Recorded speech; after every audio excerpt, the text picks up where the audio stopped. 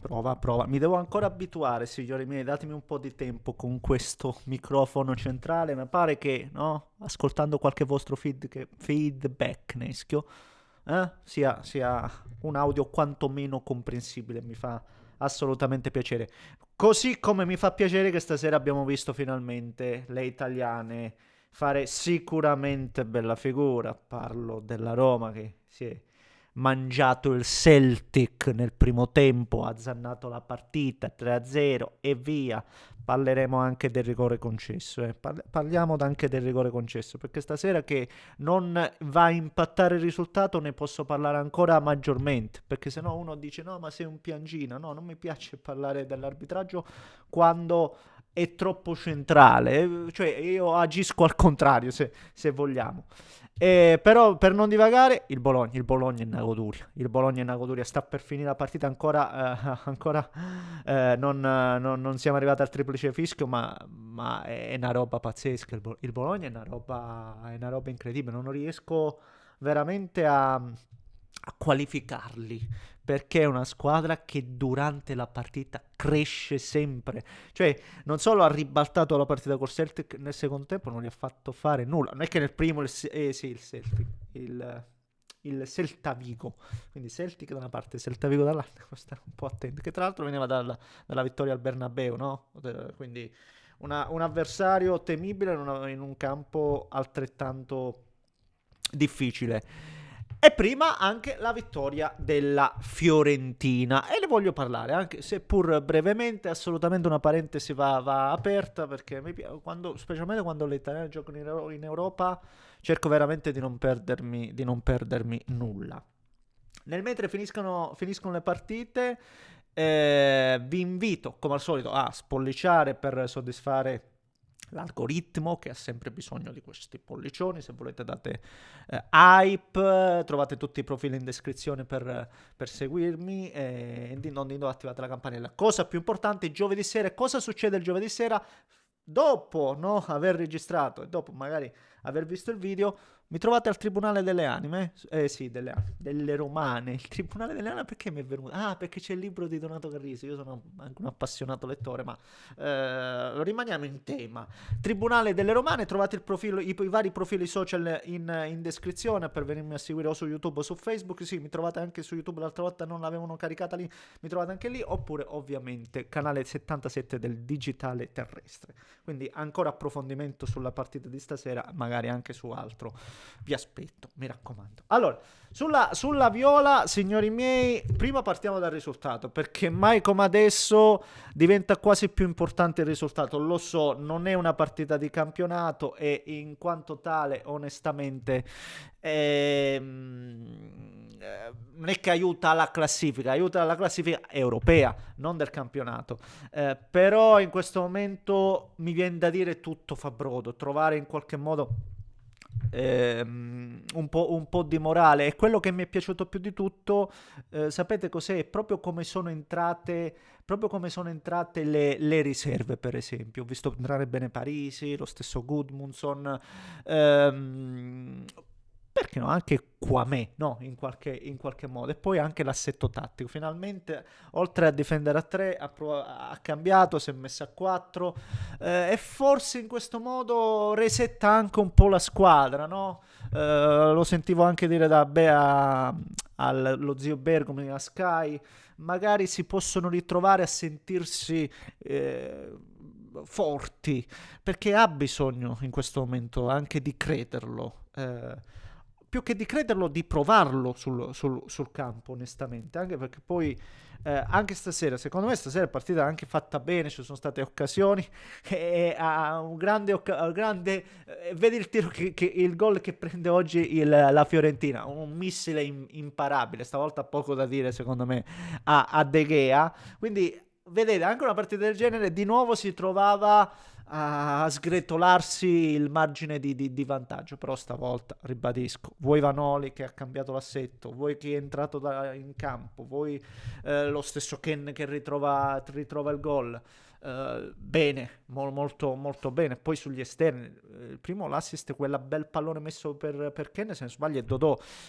Deve ritrovare gli esterni, la qualità degli esterni, perché hanno qualità, e quindi in tal senso un'altra nota positiva.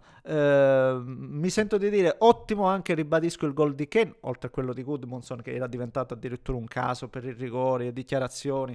Ormai tutto viene in qualche modo amplificato, e quindi bisogna stare attento, e il migliore per mettersi tutto alle spalle è sempre fare i gol, e far parlare, per episodi positivi, in cui viene in qualche modo,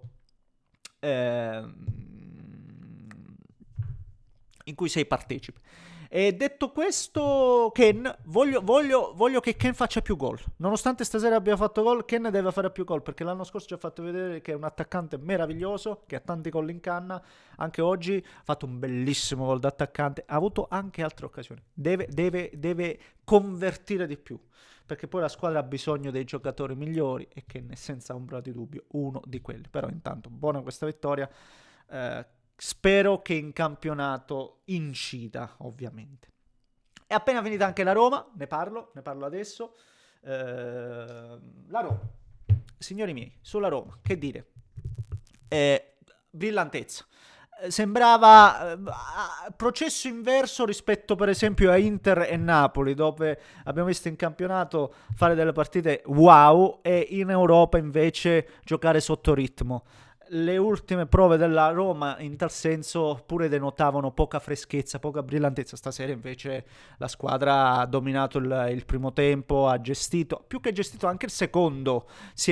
Anche nel secondo non è che ha cercato troppo l'equilibrio, e infatti sì, poteva prendere qualche gol, ma poteva anche farlo. Anzi, qualche gol è stato annullato per un gol è stato annullato per il Celtic, ma è stato anche annullato il gol a Bailey, che poi ha avuto un'altra occasione messa in porta da Dybala. Quindi la Roma oggi ha macinato.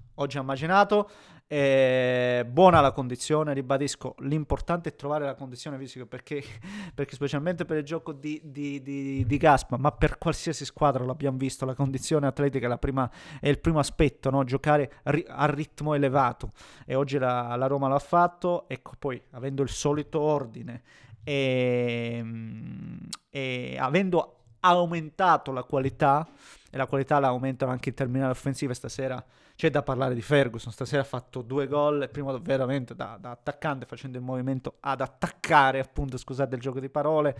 E poi il secondo è bello. Il secondo è veramente una perla. Cioè fa il gol con il controllo, no? Con il controllo se la adagia sul destro e la incrocia.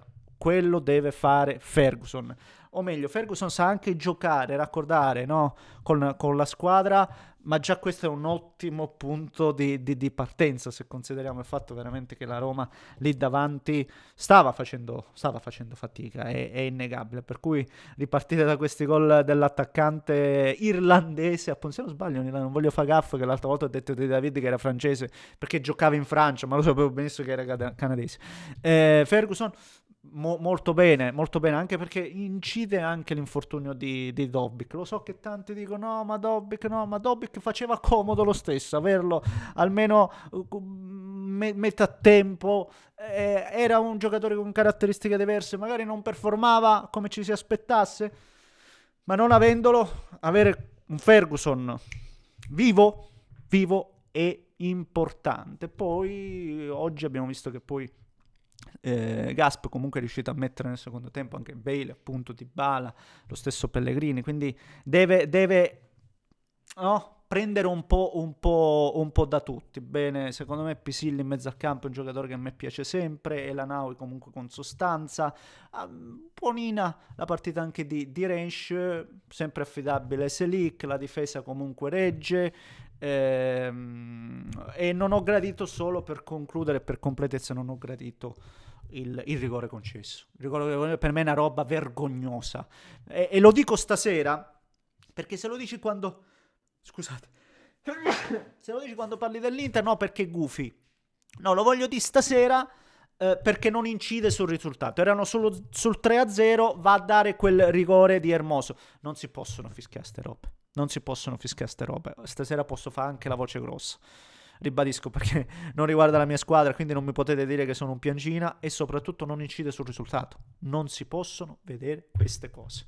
Cioè, quanto poco sfiori il giocatore, una piccola trattenuta, ma veramente piccola, impercettibile. Non so quale sia più ridicola tra quella di Bastoni o quella di questa sera di Hermoso sull'avversario. Non si possono concedere sta roba. Perché comunque è vero, 3-0, tutto quello che vuoi, ma metti che fai il 3-1, la partita può pure sempre cambiare. Onestamente va... Non arriviamo a questo, non arriviamo, perché poi veramente il 90%, il 99% delle trattenute diventano rigori o comunque potenziali falle. Non va assolutamente bene. Per me questo è una roba vergognosa. Dalla vergogna passo alla goduria bolognese. Bologna è sempre una squadra, l'ho detto, forse divento anche monocorde, divento monotematico, ripetitivo, ridondante, fate un po' voi, ma il Bologna mi fa godere. Il Bologna mi fa godere come poche squadre italiane, veramente poche, perché poi al netto dell'avversario, al netto degli interpreti in campo, giocano a pallone durante la partita, crescono sempre.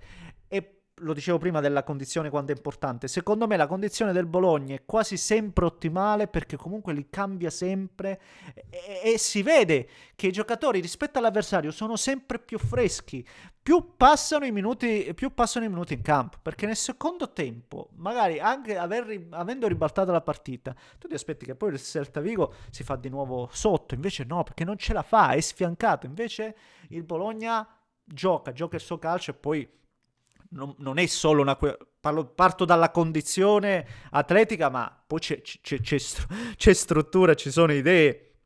Penso al gol annullato stasera a Pobega, un gol bellissimo. È un gol bellissimo, perché c'è quell'apertura magistrale di Moro, bravissimo Bernardeschi, che parecchie giocate anche stasera, e poi i gol che hanno portato, i due gol, scusatemi, quello sul rigore e l'altro su assist di Cambiaghi,